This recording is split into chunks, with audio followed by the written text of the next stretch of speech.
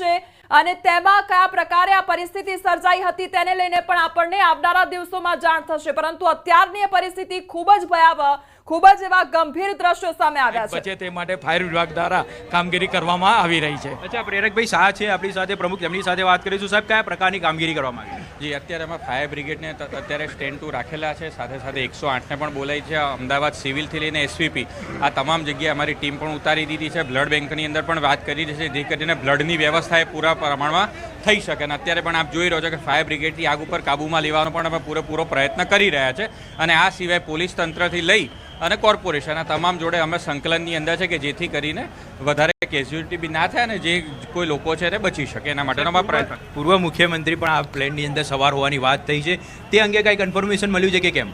હજી અમારી પાસે પણ ચોક્કસ કન્ફર્મેશન નથી, ફ્લાઇટનો અમારે ડેટા જોવાનો બાકી છે, પણ જે માહિતી તમને છે એ પ્રકારની માહિતી અમને પણ મળી છે, પરંતુ જ્યારે અમે ચોક્કસ ડેટા જોઈશું ત્યારે અમને એનો નિશ્ચિત રૂપે ખબર પડશે। આપને શું માહિતી સામે આવી છે સાહેબ? એ જે આપની પાસે માહિતી છે એ છે કે ભાઈ પૂર્વ મુખ્યમંત્રી એમનો પરિવારે આ પ્લેનની અંદર હતો, આ પ્રકારની માહિતી અમને આવી છે, પણ આ પ્રારંભિક માહિતી છે। જ્યારે એકચ્યુઅલ ડેટા જોઈશું ત્યારે જ એનો અંદાજો આવી શકશે। સર, ખાસ કરીને વાત કરીએ તો હોસ્પિટલમાં કયા પ્રકારની તકેદારી રાખવામાં આવી રહી છે? હોસ્પિટલની અંદર ડૉક્ટરોની ટીમ, બ્લડ અને સાથે સાથે દવાઓની વ્યવસ્થા, તમામ પ્રકારની વ્યવસ્થાઓ કરવામાં આવી છે। અમારી પોતાની ભારતીય જનતા પાર્ટીના સંગઠનની ટીમ અને કોર્પોરેશનના પદાધિકારી આ બધા પણ ચેરમેન શ્રી એ લોકોને અલગ અલગ હોસ્પિટલની અંદર મોકલી દેવામાં આવ્યા છે કે જેથી કરીને અહીંયાથી જે કોઈ પણ 108 દ્વારા કે એમ્બ્યુલન્સ દ્વારા એ હોસ્પિટલોમાં જાય ત્યાં કોઈ પણ પ્રકારની એમને તકલીફ ન થાય અને સુગમતા જળવાય। ખાસ કરીને તમામ પ્રકારની તૈયારીઓ છે તે કરવામાં આવી રહી છે, કારણ કે જે દુર્ઘટના ઘટી છે તે સ્વાભાવિક છે, ખૂબ જ મોટી દુર્ઘટના કહી શકાય અને બચાવ કામગીરી માટે કોઈ પણ પ્રકારની અવ્યવસ્થા ન સર્જાય, કોઈને કોઈ તકલીફ ન પડે તેની પણ ખાસ તકેદારી છે।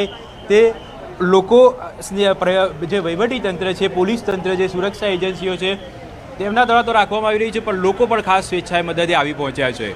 જી, તો જે પ્લેન ક્રેશ થયું છે ત્યારબાદ જે સતત તંત્ર દ્વારા કામગીરી કરવામાં આવી રહી છે, સતત ખડે પગે રહીને બચાવ કામગીરી કરવામાં આવી રહી છે। જે મુસાફરો ઇજાગ્રસ્ત થયા છે તેમને સારવાર અર્થે ખસેડવામાં આવ્યા છે। અત્યારે ખૂબ જ ગંભીર પરિસ્થિતિનો માહોલ જોવા મળી રહ્યો છે। આ તરફ જે પરિવારજનો છે, જે મુસાફરો દ્વારા આજે મુસાફરી કરવાની હતી તે જે પરિવારજનો છે તેમને પણ અત્યારે સિવિલ હોસ્પિટલ ખાતે મોકલવામાં આવી રહ્યા છે, કારણ કે તે લોકો પણ સતત ચિંતામાં છે। લગભગ 1 કલાક અને 38 મિનિટે આ જે પ્લેન છે તે ટેક ઓફ થયું હતું અને ત્યારબાદ 1 કલાક ને 40 મિનિટે આ પ્લેન ક્રેશ થયું હતું। સંવાદદાતા વિભુ અમારી સાથે સિવિલ હોસ્પિટલથી જોડાયા છે। વિભુ, અત્યારે હાલની પરિસ્થિતિ શું છે સિવિલ હોસ્પિટલ ખાતે? કયા પ્રકારનો માહોલ જોવા મળી રહ્યો છે?